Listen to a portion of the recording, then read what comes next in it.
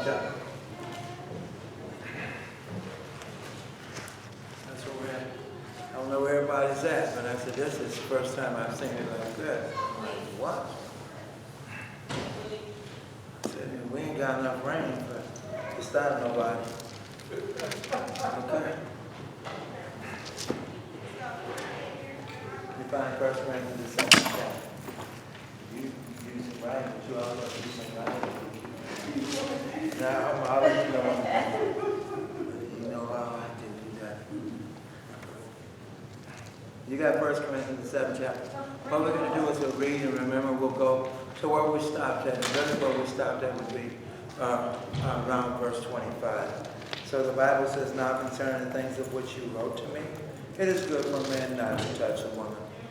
Nevertheless, because of sexual immorality, let each man have his own wife and each woman her own husband. Guys, I want you to underline verses 7-1 because that's important when we get to 25. He makes a statement now concerning things of which you wrote to me, it is good for a man not to touch a woman. This is what he puts down. But 3 says, let the husband render to his wife the affection due her, and likewise also the wife to her husband. Yours said what? What did yours say? 3. Mine says affection, remember? Yours says what? Sexual needs. Okay, so Paul says no ifs, ands, or buts about it. I'm talking about the real issue. And the real issue is sexual drive. That's what he's talking about. 4 says what? The wife gives authority over her body to her husband, and the husband gives authority over his body to his wife. Do not deprive each other of sexual relations, unless you both agree to refrain from sexual intimacy for a limited time, so you can give yourself more completely to prayer. Afterwards, you come together again, so that Satan will be able to tempt you, because of the time himself. Okay, now we have 6. 6, Shelley. I say concession, not as a commandment. Keep going. For I wish that all men were even as I myself, but each one has his own gift from God, one in this manner and another in that. But I say to the unmarried and to the widows, it is good for them if they remain even as I am. Once again, 7, 1, 8. See that? 7, 1, 8. I was going to underline those would be some things, because what did Paul do? He did it twice, didn't he? Yeah. Didn't he say it twice? Yeah. He said it is good for them if they what? Remain even as I am. What is Paul? He's single. I want you to see that.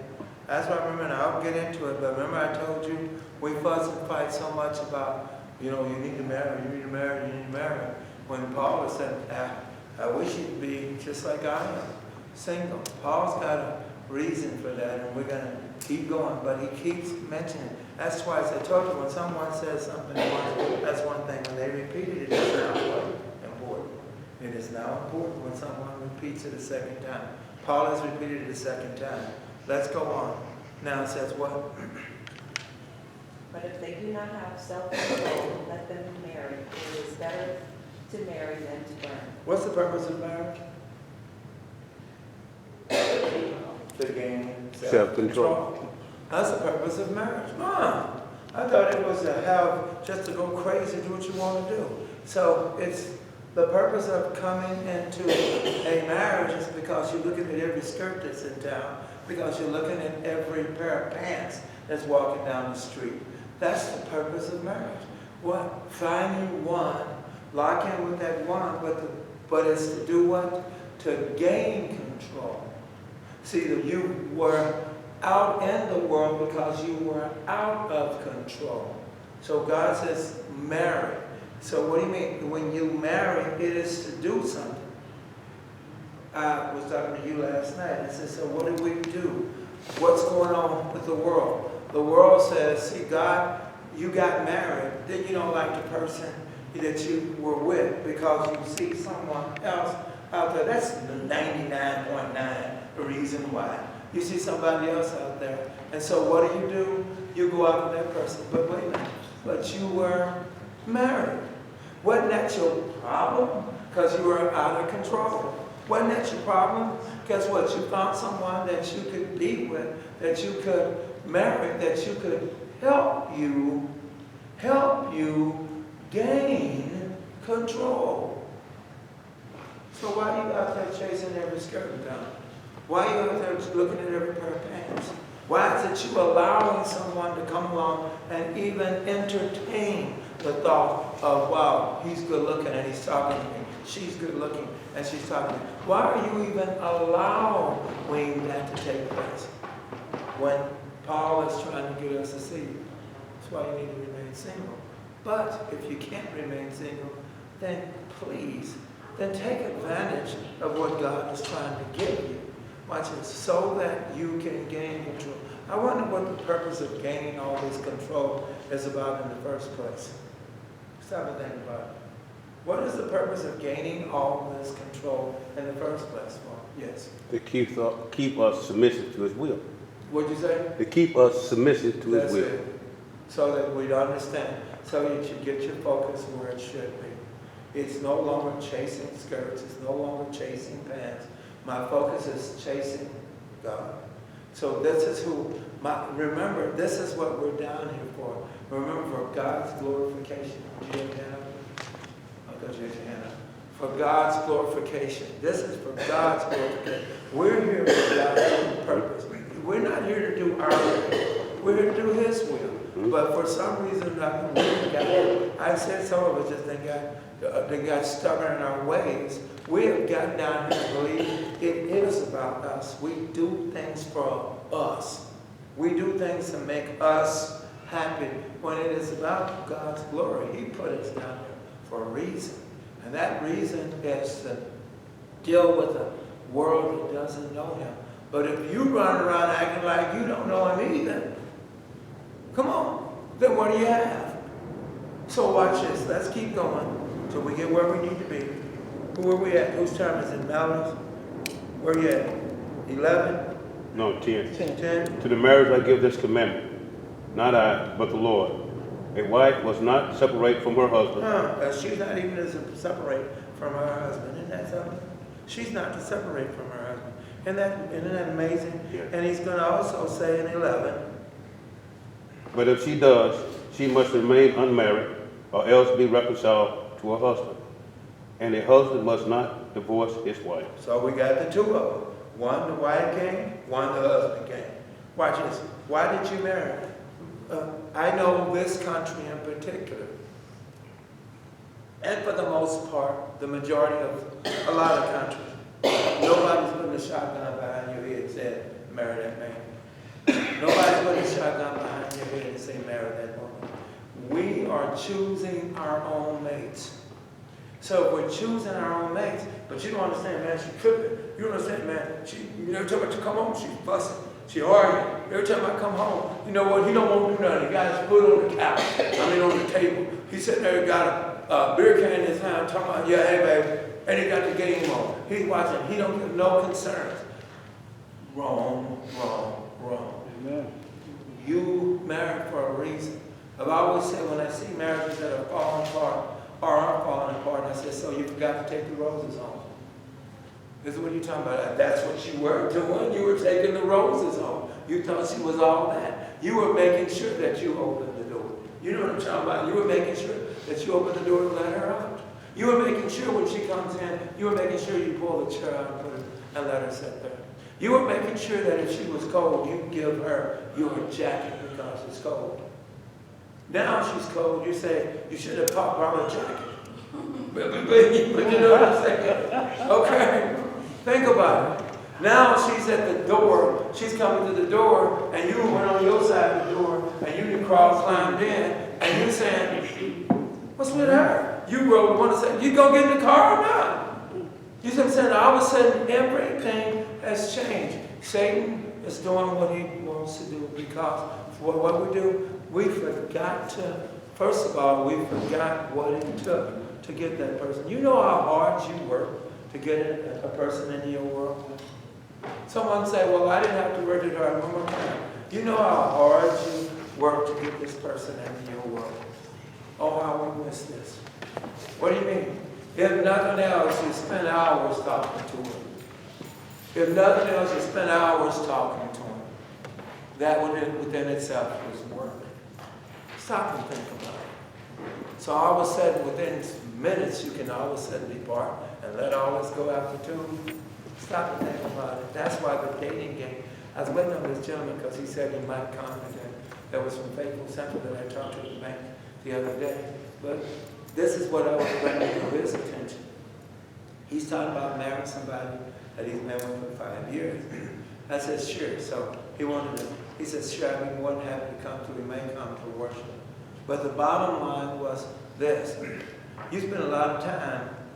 Well, I don't know, I'm still trying to figure out, what did you do in 5 years that you got to still try to figure somebody out? You should know this individual, believe it or not. You should know that individual in a year's time. You should really know that individual. It doesn't take a long time to get to know somebody. It doesn't take a year to get to know somebody. People miss that. It don't even take a year to get to know somebody. Because if you're with somebody like you should be, eventually you're going to irritate one another. Eventually you're going to say something that they don't want to hear. They're going to say something you don't want to hear. Eventually this is going to surface. And you'll find out, do I want to put up with what this person has done to irritate me? You say it's worth it. So why all of a sudden it's not worth it anymore? That's why he says, hey, this word divorce that we keep talking about, I don't see it. Have you all seen it yet? I don't see it. Have y'all seen it yet in the text? I see even to the point where he says, but even if she does depart, she is to do what? Remain. It's in 11. She is to do what? Remain. Now she's to remain unmarried. Yeah. Watch this. To remain unmarried, you have a sexual drive now. Hear me? You may not have had one when you walked into the marriage.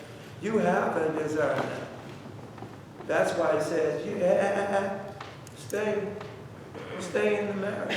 Because why? You have a habit now that ain't going to go away. You have a habit now. I don't care if it's once a month, but you still have a habit now. I think that's crazy, it's once a month. But think about it. You have a habit now, if nothing else, weekly. Once a week, you have a habit now that's not going to go away. Your body starts to demand. Now, all of a sudden, when something's not met, your body says, better go find somebody. Your body starts to do that. You see what I'm saying? So sin says, I operate off of the flesh. And so what do I do with the flesh? I remind you, remember this is what you were doing. So you and the missus can't get along, but she was right down the street. But Susie's right over there. But Harry's, you go to work with him all day. You see what I'm saying? Remind you. And the body says, I know they have one ring and they don't have a one eye and they got buck teeth. But you got a craving that needs to be fed, and they can please it. Hear me? And they can please it. Come on, let's ride out this thing. 12 says what? I think it's Jim. 12 says what? But to the rest I say, not the Lord, that if any brother has a wife who is an unbeliever, and she consents to live with him, he must not divorce her. And a woman who has an unbelieving husband, and he consents to live with her, she must not send her husband away. So when do I see divorce? When it says not. When do I see divorce? Right. When do I see divorce? When it says not. Not divorce her. Isn't that amazing? So when I see it, this is when I see divorce. When it says not. So where are you going with this? Paul is, remember, dealing with the Corinthian church who has all kinds of concubines, who has all kinds of, watch this, different marriages, and they're all sitting in the front pew, by the way. And he even has his lover. He's bisexual. He even has his lover with him. Paul understands. We say, Lord, have mercy. He got to get out of here. He got to leave this church. This is crazy. Paul says, no, God takes all. So, hey, we want him. This is the person we want. Why? Because this person is so confused with life, doesn't even understand. All you can have is one. someone will say, well, what if he chooses the homosexual relationship? Well, Paul's already dealt with it. 1 Corinthians 6 chapter. He's already dealt with homosexuality as well. So now he's on the issue of heterosexual. He's on the issue of this is what you should be. There should be a male and female. Not male and male, not female and female, but male and male. So watch this. That's travel. I'm trying to get where I need to go. He says in 14. For the unbelieving husband is sanctified through his wife, and the unbelieving wife is sanctified through her believing husband. For otherwise your children are unclean, but now they are holy. Yet if the unbelieving one leaves, let him be the brother or the sister is not under bondage in such cases, but God has called us to peace. There's your first sign of divorce. There's your first sign of divorce right there. But it's built around who? The believer. It's built around the unbeliever. Yeah, beyond. The unbeliever says, hey, sorry, Warren, enough's enough. I've had enough. I'm out of here. I am not to beg, plead, cry. Oh, baby, please don't leave me. The Bible says, let her leave. Let her get out of here. Let her go. Why? Because God says, I've called you to peace. But I'm in such, so now I'm really tore up from the floor. I'm crying. I'm really feeling bad. He's trying to get you to understand. I've called you to peace. What do you mean? I will get you to make sure. If you just stay with me. I will get you to make sure. Because you're apparently your selection, your choosing. You're doing a horrible job at choosing for me. So why don't you let God choose it? And I've called you to peace. Come on, I want to get where I need to go. But we talked about all this. I don't want to get hung up. Says what? How do you know whether you will save your husband, or how do you know, husband, whether you will save your wife? Nevertheless, each person should live as a believer in whatever situation the Lord has assigned to them, just as God has called them. This is the rule I lay down in all churches. Okay, so guys, now we're in 1 Corinthians, Claudia, to 1 Corinthians 7. Now we're down to 18. 18, he says what? I'll get you. 18 says what? Yeah, we're on your side of the table now. Was any man called when he was already circumcised? He is not to become uncircumcised.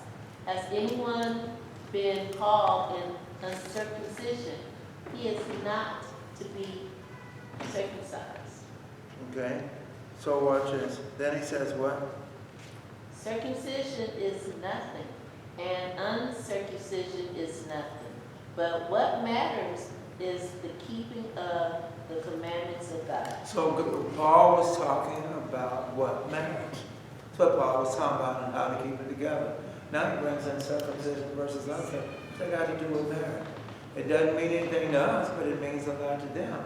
Because according to them, the Abraham law was what? You need to be circumcised in 8 days. So they're saying if you're not circumcised, that man wasn't circumcised, then they're saying, wait a minute, I'm in a marriage that God didn't call. And you know what? I have a chance now. I can leave this because first I was leaving, watch this, the first took place with the unbeliever, right? Yeah. So the unbeliever that, you know what, they had to leave. Now I got a circumcised versus uncircumcised situation. So guess what? I can leave again. Now I can get, I can get out of this marriage. I can move on. I can get out of this marriage. Paul said, sorry, that's not going to go. Watch this. He gets on. Let's keep traveling. He does what else? Where are we at? We're at what? 20, he says what?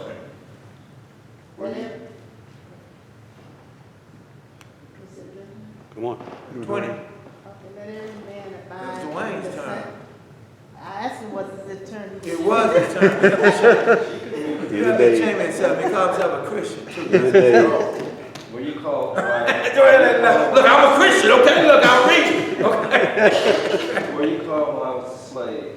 Do not worry about it. But if you were able to become free, rather do that. So now, wait a minute, I don't understand. That was your 20, right? Yeah, 21. I'm 21. 22 says what? 22. For he who was called in the Lord while a slave is the Lord's free man. Likewise, he who was called while free is Christ's slave. 23. Ye are brought with a price, and ye are bought with a price. Be not ye the servant of men. So then now watch this, guys. He went through 3 thoughts just that quick. Unbelieving, circumcised, uncircumcised, and now he went to what? Slave. A slave. And so watch this. We don't understand it because there's no slavery now, but there was slavery back then. And watch this. So then the thought is, and he's been mentioning, well, you know what, I was slave and now I'm free.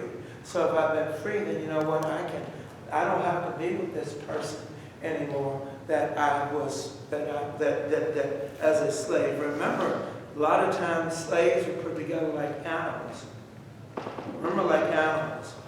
And so what do you mean? For mating reasons. So I've been thinking about it. They say, oh no, she's strong and robust, and so is he. He's strong. You know, we put 10 to 2 together, but we really have some strong children. You know, they can help us now with the land, to form the land or something. So then the slave master say, look, I want y'all to go in, and I want you to go, and don't come out till you have done something. I want you to make sure that you're done. So I want to watch you, keep tabs on you, make sure that you have the strong, the desire has risen. Now, I want you to go in with him. That woman didn't have a choice. Watch this. That man didn't have a choice either. They're slaves. See, we always talk about the woman, but neither did that man have a choice either. If slave master said, hey, you know, hey, I'm not interested in her, I don't think she's good looking, I want to do, that's not your decision. What I need you to do is go and lay with this person. I want this person to be, I need you to produce a child out of this. You see what I'm saying? We always think this time in terms of women, but that's also the man too. Not everybody likes everybody because you see somebody, we say most men, 99 of us, if you just see a woman nude, you're ready to do what you want to do. That's not always true. Stop and think about it. So this is a two-way street. The bottom line is, remember, Paul is talking about marriage. Paul is talking about something that has, watch this, in their mind has freed them, and it hasn't freed them. If you are a slave and you were married, remain. If you weren't uncircumcised, but watch this, and watch this, and the person you with, remain. If that person is an unbeliever, and you're saying because they're not they don't believe the same thing. Believe. He says, no, remain. See what he's doing? He says, remain, remain, remain. Then in 23, he says, because you were purchased with a what? Right. What a price. God's bought you. When did God buy you? What? What'd you say? When you believe. Right. And so watch this. When you believe. So what do you mean? How did Christ purchase me? The cross. What'd you say? The cross. When he went on that cross. Sometimes I'm talking about when he went on that cross. What do you mean? He purchased life for every last one of us. The key is not everyone wants it, but he purchased it for everyone. And the only ones that will receive it is those who believe that he did die on that cross for you. It's a personal thing. When you start to understand it's about women, and I've said a lot of times you always hear, we're not to be selfish. This time it's okay. This time you can be selfish. Christ died for you. Make it personal. Why? Because so that you'll understand that your life is not your life. It has been bought. God has bought that life for you. You have, watch this, eternal life if you will accept the physical life that you are in. He's went to where you haven't been. He's talked to someone you've never seen. He said to him, Father, I want that one, I want that one, I want that one. And the Father is pleased. These are those you want, yes. So you know what that also means? Those that weren't purchased, it's like the idea of toys. It's like the idea of toys. That's your son. It's like the idea of toys. Yes. I said, so what do you mean the idea of toys? That's something think about it. You tell your children to do what? You work with the kids. You tell them to pick up the toys. The toys that they don't want, you turn around and put them somewhere else. Or, in God's case, he says, whatever you want, son, get it. Because anything that you don't want, I'm the official cleanup crew. I will clean it up. I will send it all to hell. And he's not talking about toys. He's talking about people. But guys, watch this. Now we're getting where I want to be. He says, what, 24? He says, what? Whose turn is it? 24? Further, each one is to remain with God in the condition, in that condition in which he was called. So watch this. Now he brings the statement. Someone asked me a while back, I'll never forget it, a brother asked me, he said, man, I've been married 4 times. I didn't know nobody. And I now, and you know, and I'm so this wife that I have isn't mine. I need to basically he was serious about it. I need to basically let her go. I said, sorry, partner, let me take it. I took him here. I says, what do you mean? He says, to remain in the state in which you were called. I mean, when were you called? When did you get to know Christ? See, they amen me. When did you get to know Christ? Okay? So stop and think about it. When did you get to know Christ? This is when you got to know Christ. This is who you remain with. But what about the other 10 marriages I had? Doesn't matter. God doesn't see those. God only sees the one when you were called, when you acknowledge who it is that you need to be with. That's what God acknowledges. So, do I need to put this one away? By no means. You need to put that one away. By all means, you need to remain with that person till death do you part. Some would say that's not fair because I've only been married 1 time and shoot. And this other person been married 4, 5, 6 times and they didn't know no better. You should be very pleased with yourself because you've only had one situation. And that one situation, you were man or woman enough to deal with the issue that's going on to keep a marriage going. This other person, we could have well water, was going through all kinds of changes. So divorce after divorce after divorce. I don't know about you, but anytime there's a divorce, there's pain. And what kind of pain is that? Not just with you, not just with that spouse, but family members. It's bigger than you. Watch this. If you're a church, then your church family also is struggling with you because there's a divorce. They're struggling too. If they're like they should be, they're trying to get you to understand. Don't do it. They're trying to work with you. But you made your decision. So you see how ugly it can get? Yes. Yeah, to add to that, I know listen to some people who have been divorced, and they say it's kind of like a form of death. Okay. Except, it's worse than death, because death, at least you could come to grips with that person is gone. Right. But, this person that I divorced from is still here, and when I see this person, I'm still going to experience some pain. There you go. Now I'm still going to experience it. Especially those that had children.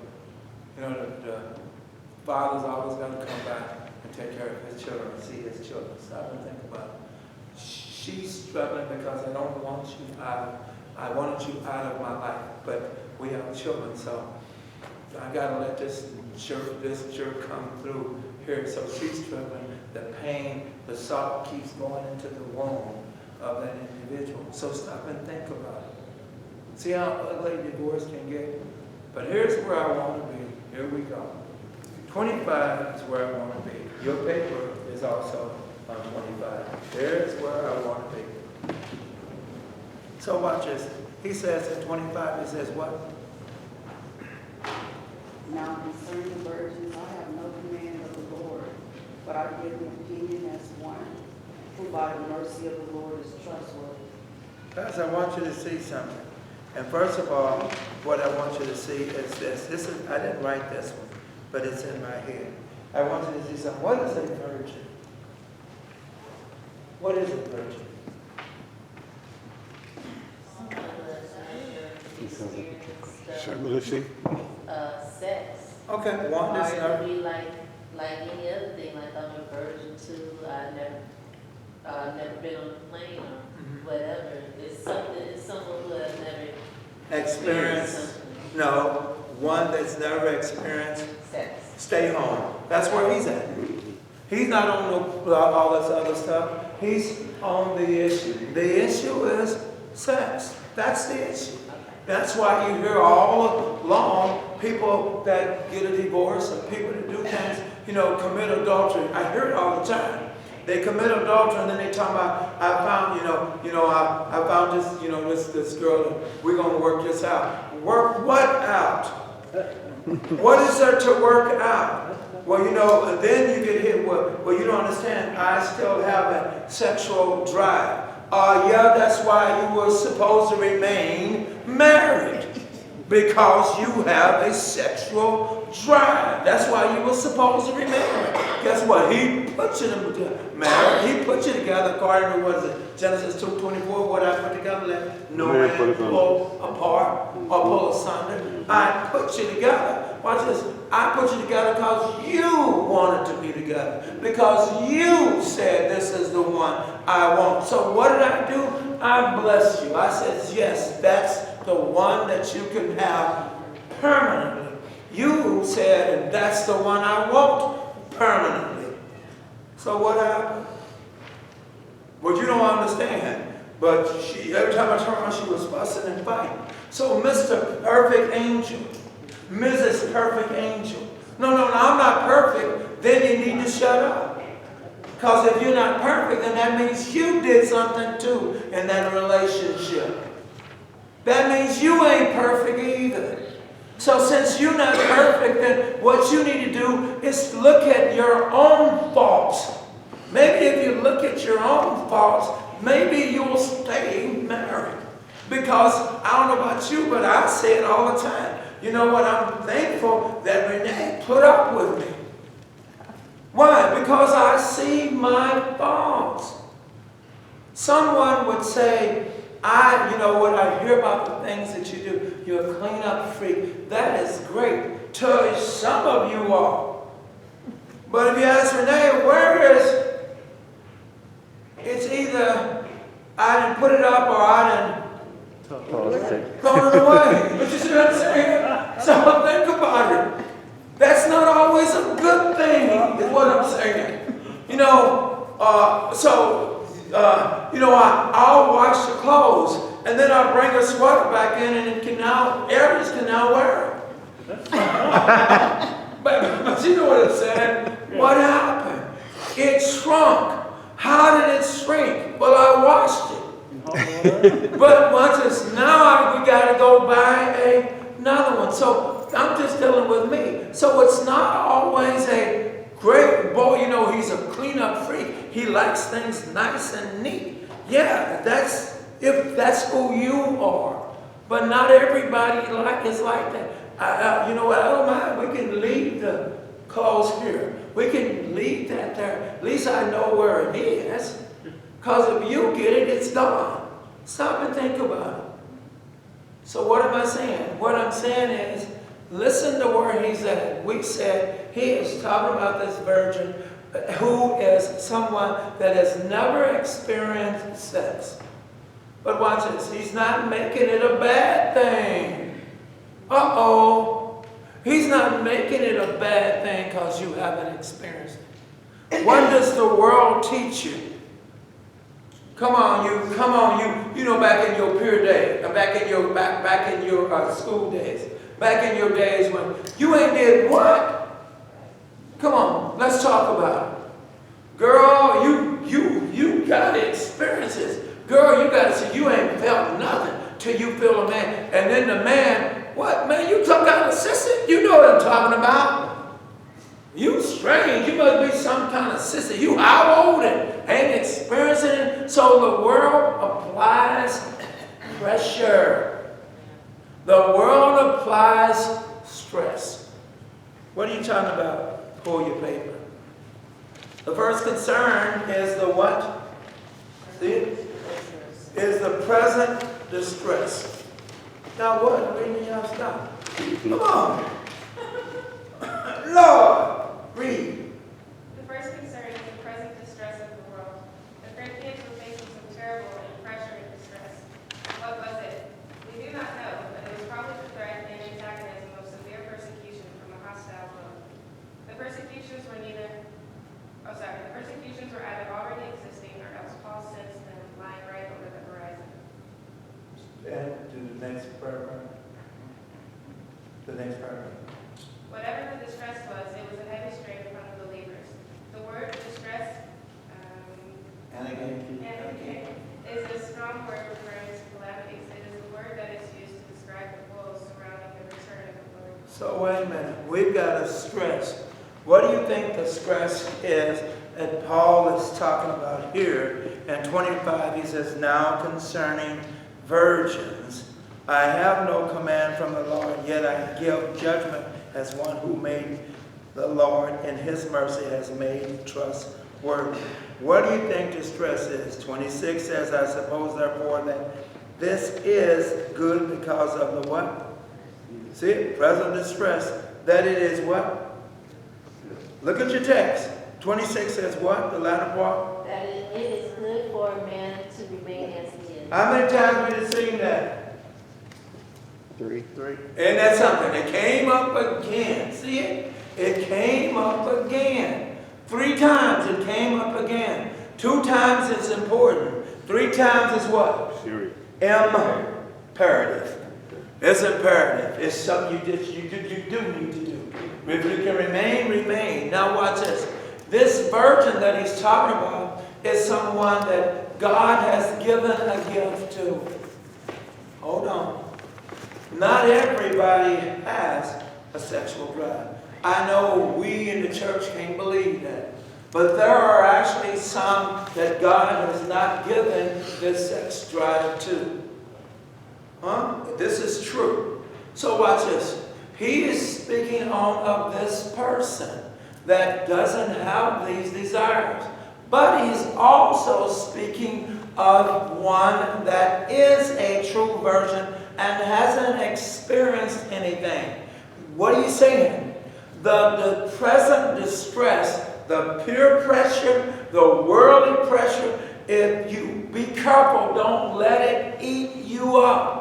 Watch this. What is he talking about? He's talking to those that are in Christ, right? That's who he's talking to. So he's talking to somebody that has become a believer and is a virgin. And he's trying to get her or him to see it is perfectly fine if you remain as I am. It is okay. There's no, you don't have to rush it. You don't have to do any of the above. If you want to remain this way, God has blessed you. Somebody said, well, now that's saying too, then if that's the issue, then I don't have to, all this, I'm trying to get this, Brother Thompson. I'm really trying to understand this. Then you're trying to tell me that I should not get married. I never said that. See, that's the other side of that coin.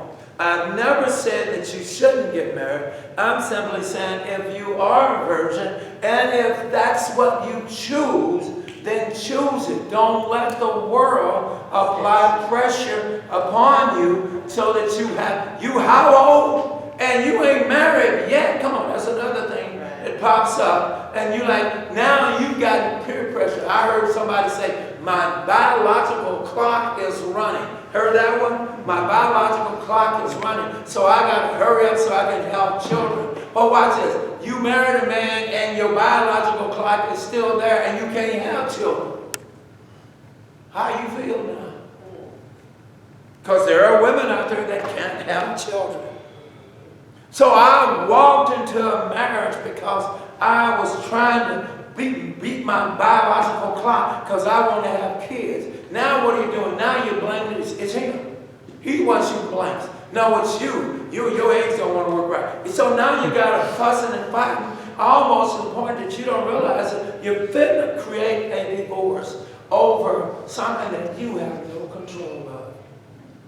Zero control of. But you believe that you're in control. And if you had just remained a virgin, you would never have these problems in the first place. See how that works? If you just remain. Because I remember a young lady that wanted to do everything she could to have a child and couldn't have it.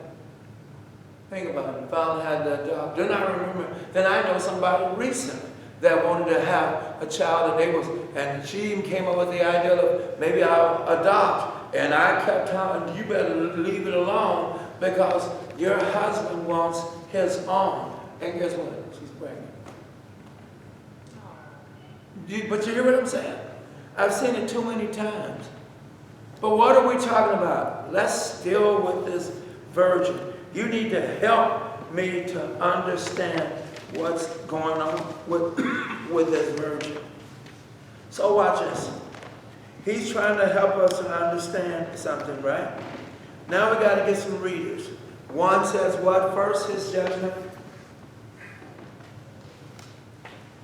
First, his judgment is for believers to stay in their present marital state. So if you're not married, is that a state that you need to stay in? Mm-hmm. Yes. Come on. Or you should stay in. Or you can stay in. He is not saying stay in it. He's saying, you know what, if you don't want to be married, you don't have to be. It's okay. So watch this. So we're dealing with the state which he started off with, which was for those that are married. But watch this. Then he says what? If a believer is what? If a believer is single, remain single. If a believer is married, of course, be faithful to your marriage bond. Do not flee and desert your family, saving your own life and leaving them to bear the distress alone. I just can't make it. It's just too much.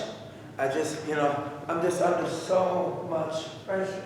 My husband, he just doesn't treat, I'm just under so much pressure. The pressure you don't realize is the pressure you created. A pressure that you put yourself in. Because God, when he allowed you to marry, everything that comes from God is bad, right? So everything that comes from God is what? Good. It's good. So if you were married, it's a good thing. Who made it bad? You made it bad. You the one tore up this. You the one that's your little selfish ways. But I don't realize I'm selfish. Your selfish ways have taken you from God. Your will has overrode God's will. I've said it too many times. God put you here, then ride the waves. Ride it all the way out. You don't know. What is God doing? Developing you at God's level. Not at your level. He's developing you. He's trying to get you to grow. He put you exactly where you needed to be to grow. But I got to go over here. Anytime you walk away from where God has placed you, life ain't going to be as sweet as you think. Oh, God will still provide and look over you, but he's not a happy camper because you have broken where he's put you. I put you where it can happen. Now you've made it hard. I've mentioned Abraham started off at 40, ended up at, before that child came into his world, 100 years old. So God was still looking out for him, but Abraham, you decided to take the course of, you got to figure out how to make this work because I've got to have a son. So there's got to be an heir. Sarah says, go into my concubines. God says, sorry, Daddy, you did decide to do this on your will. You got all the answers. And that was not the answer. Moses, I started you off at 40. And what happened, Moses? Moses, you still didn't get it. You had to go and actually slew somebody. You ended up killing a man. Remember that? You killed a man. Right. And then watch this. I got to pull the plug. I got to wait a minute because you didn't get it. So I got to work on you some more. Moses, when do you finally get to lead God's people? He's at what age? 80 years old. 80 years old. I'm there for you because you don't get it. My will shall be done. But watch this. It could have been done at 40. But you backed out. Oh, you don't get it. You ain't dying till my will is completed. I'm not letting you leave this world until, yeah, you're going to have to go through hell because you did this. I wasn't going to take you through hell, but you decided to go this direction. So I said, there she goes. Open the doors. Go ahead and make your move. Go ahead and make your move. But I don't understand. And so why are you calling on me? Because if you'd have been doing it my way, it wouldn't be so bad. But you decided to do it your way. And boy, it's rough. Because that road that could have took you through the desert for 2.5 weeks took you how many years? 40. 40 years. Look at it. I'm going to take you through it. But something that was less than 2 weeks is now 40 years to get out of it. A lot of times this is what we do with our own lives.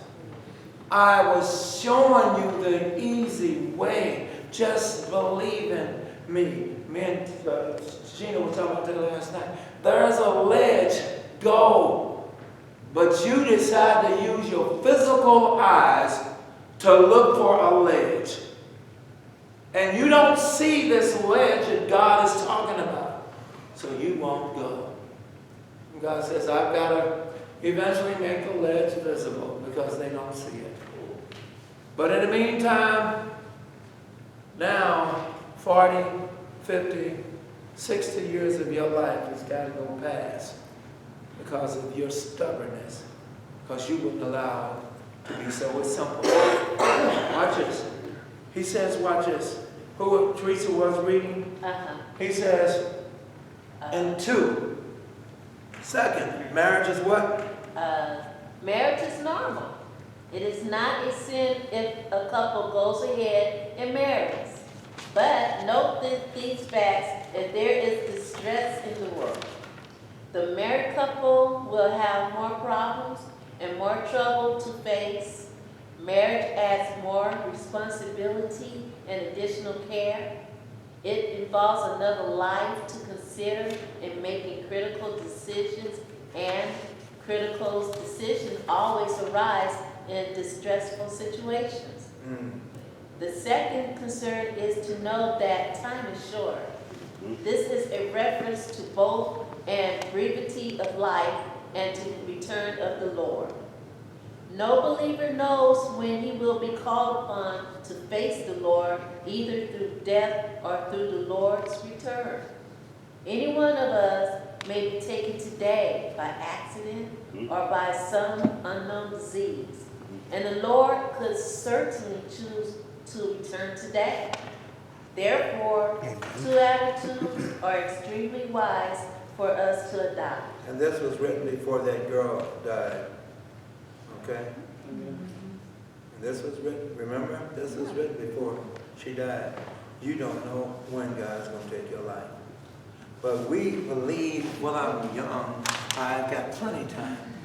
Some of us believe, well, I'm older, but through the grace of God, I'll wake up the next day and go on about my business. See, you don't understand. I think if I'm okay, my health is A-okay, so I'm good. We live like there's a tomorrow when God is trying to tell you, I didn't promise it. I didn't promise it. So every day that you wake up, you live for me. That's right. Because you don't know when I'm going to bring you home. It is a hard pill to change one's life when you're set in your ways. I made a statement. So many people are out there in different churches and believe what they're hearing is God's word. How do you know if you don't know God's word? So you don't realize that you've fallen or you are around, whether you know it or not, someone that is a con. They know they took the time to study God's word, but their motive is the dollar. Their motive is really the dollar. Someone said, but I don't really have anything to put in a collection plate. If you put $1, it's $1 more than what I have. Think about it. Stop and think about it. When the motives are wrong, and I'm not speaking of just those outside the churches of Christ, because I'm speaking of those that are in the churches of Christ, that have the same thought, same motive. The more people I get in, you know what, the more members, the more money. We are doing just like the world, fighting to make sure you get these pews full. Because guess what? The more money it is, the quicker I can get that Mercedes that I want. The quicker I can get that home that I want. You hear me? That is the attitude of what's going on today. But God said in the last days, men's hearts will wax cold. You don't want to hear the truth. You just want to hear what makes you feel good.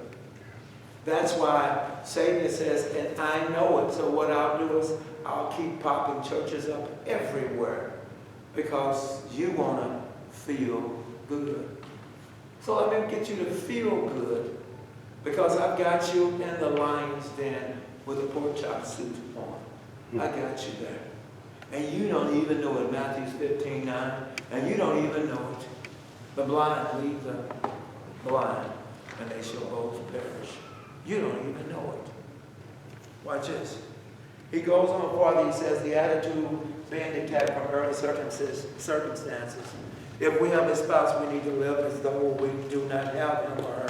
For we may not by nightfall, if we weep, we need to live as though the weeping experience is over, for it may be very nightfall. Nighttime is when trials and tribulations come in your life. That's your nighttime, whether you know it or not. This is what I'm speaking of, your nighttime. When there's issues in your life, it becomes night. When someone leaves this world, it's nighttime. When someone hurts you, it's nighttime. When the bills that get paid, it's nighttime. When I don't have no money, it's nighttime. Did you hear me? And Satan says, and I'll take advantage of it. But you got to get it back to where we're talking about. Well, what he's talking about is you don't have to have a nighttime. Remain single. You don't have to have a nighttime. Remain single. Keep your focus on God.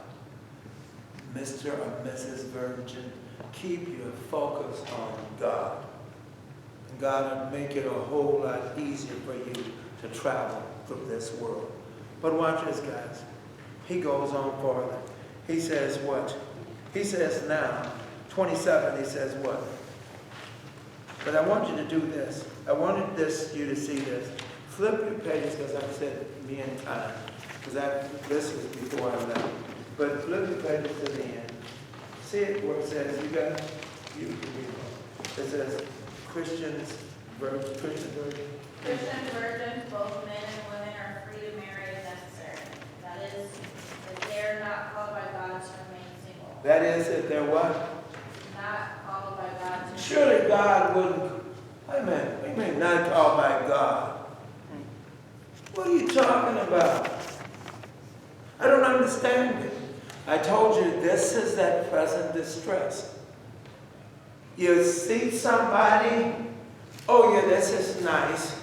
So what I need to do is I need to focus in on dating this person so I can marry. If you're not called by God, what do you mean? If God didn't call you to marry and you're okay with your being single, God didn't call you to marry. God called you to remain single. I told you being single like it's just such a horrible thing. When single is not a horrible thing.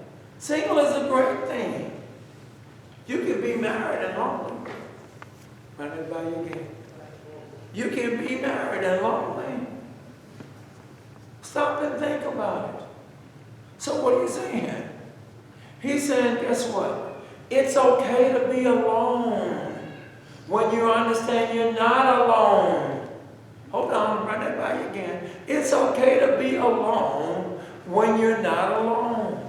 Don't you understand that single believer, that person that's a virgin, that person that doesn't have that desire to have a man or to have a woman, that person is never alone because that person knows they have God with them. That person's never, watch this, never alone. So therefore the person's never lonely. They're never lonely. That's what I mean by that. They're never, I told you, we always talk about marriage. That's the message we keep sending out to our young people. Marry. You gotta marry. You gotta marry. You gotta have babies. You gotta marry. Why come you can't say, God bless you at the state where you are? You know, if you're single, that's okay to be single. Why don't we send that message? Why don't we send that message? Why? Don't you understand what a single person can do versus what a married person can't do? Run it by you again. That married person is obligated to that spouse. That spouse says, I don't want to go to church this morning. And we have things that need to be done. You know, we still need to clean the garage. We still need to go visit somebody. That married person is obligated. That single person says, I still need to clean the garage, but it can wait.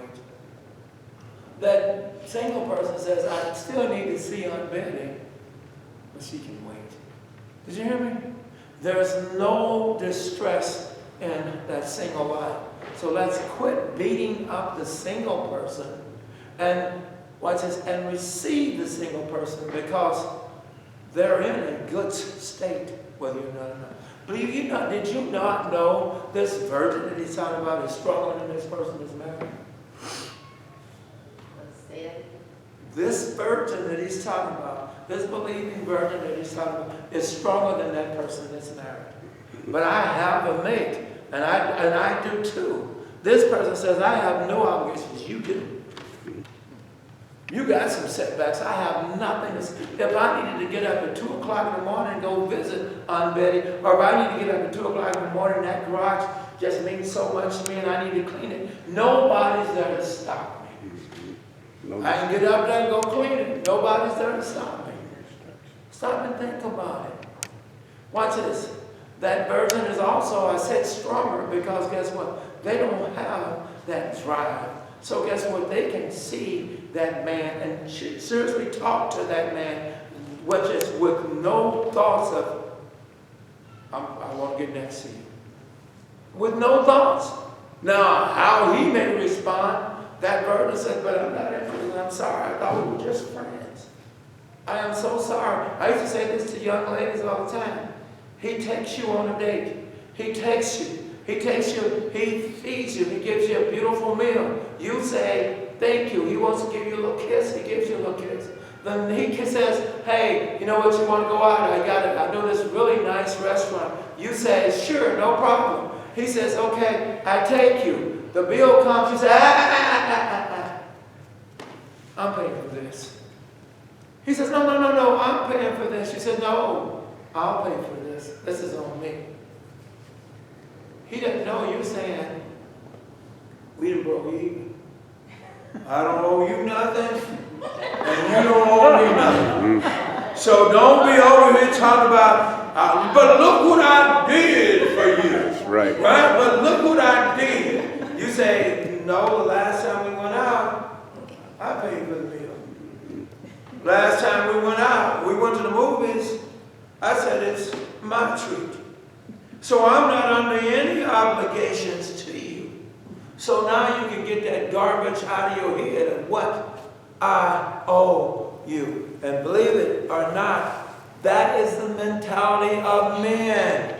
You owe, so girl, we need to go find a bedroom. You owe me. That is the mentality. Yes. I just wanted to say, but even if he did pay the bill, you still not obligated to sleep with him. Well, you're not obligated, but whose mentality? You're not obligated, but whose mentality? Isn't that- His mentality says, yes, you are too obligated. Okay, but. I spent some money. That's as far as it could go. Well, no, I spent money. Watch this. When I spend money, I like to see my investment. I like to see my return. And not just we always talk about the man, but you have women that do the same thing. I paid, and guess what? You gonna stop by my place or we stopping by yours? But we finna get busy. No, I don't see you that way. Then she got an attitude. Right. Then she mad. Why are you mad? Because I invested, I paid. Stop and think about it. It is okay to be a virgin. We will pick this up again, but it is okay to be a virgin. It is okay to be single. So you quit beating your children as they're growing up. What you ain't did nothing.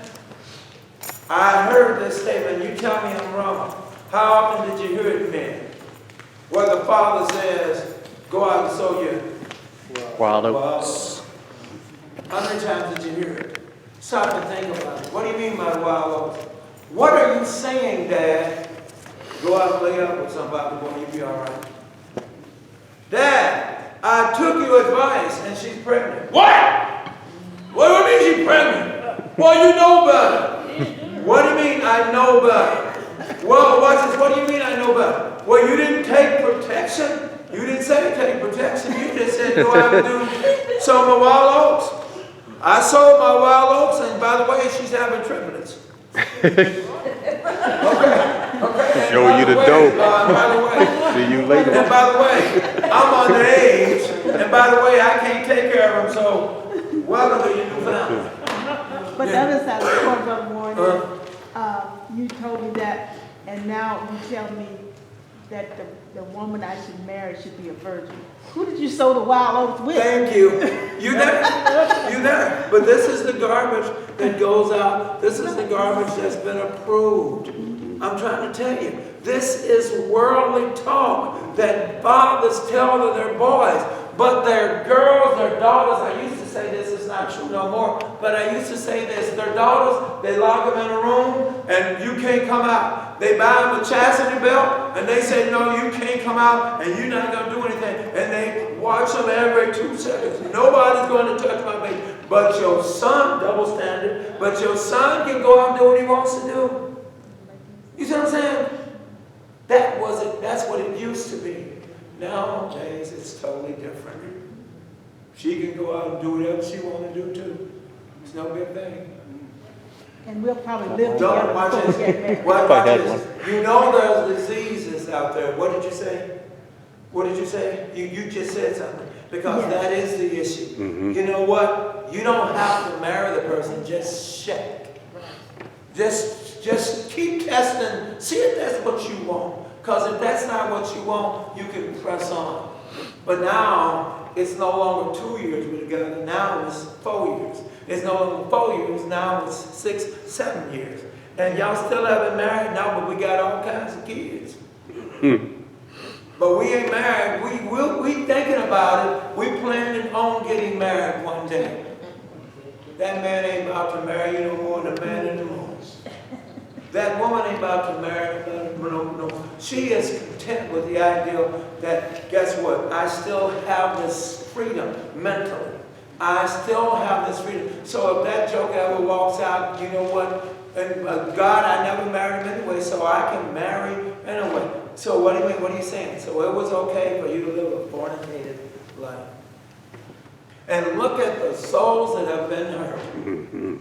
Look at all those children that have been hurt. Look at the families that have been hurt because you've been running around here pretending. I had an uncle that I didn't even know that when they both died, after they died, I found out they were never married. I found they'd been living together with my aunt, my uncle and aunt. I thought my aunt, so that she wasn't my aunt. I mean, you know what I'm saying? She really wasn't my aunt. I was just my uncle, but never married. And now you gotta talk to who? Isn't that something? It's a horrible day. We don't know when God is gonna take us, but when He does take us, now you can't turn this, Lord, you're right, I was wrong, it's too late. Now you can't turn this thing around now. Guys, as I close, we're talking about something permanent. Marriage is permanent, and hell is permanent. When you break that bond and feel you got to be married again, God says, I'm sorry. I married you. That's what you wanted. I married you. And I gave you reasons where you don't have to be, where you are free. I gave you reasons. And when you go back and review your marriage, does it meet death? Does it meet adultery? Does it meet abandonment? You got it. Does it meet it? And watch this. Let me hit you with this other one, this last one. Don't you throw that up, well, she won't do nothing with me no more. So she abandoned me, that's why I moved on. That is not abandonment. Because it took two to tear that up for that person not to want to do anything with you. When you could see it coming, you should have been working on it to put it back together so it wouldn't be what you call abandonment. Abandonment is when that person just refuses to do what God has told them to do. I got in a marriage, but I don't want to be married. But I got in a marriage, all I wanted was companionship. I won't do nothing with you. That's abandonment. Abandonment is not the ideal cause. Now they don't want to do nothing with me. You started this flame. It's now a fire. And it's out of control. You need help. Meaning the two of you need help so that you can come back and understand. Get them sheets back on fire in your bedroom. Light them back up again in your bedroom. Because some kind of way you allow ice to come into your bedroom. That's dangerous. So really it's two that stands out there. Death and adultery. Stop and think about it. That's really the two that are the outstanding ones that stand out there. And if either one of those have taken place, you're free. But if they haven't taken place, then Mr. Adulterer, that woman that now married somebody else and she's living her life, Mr. Adulterer, you just became a virgin all over again. You can't touch another woman. Or you can, but go to hell. Your choice. God does give you a choice. How do you want to work it? My time has expired, God.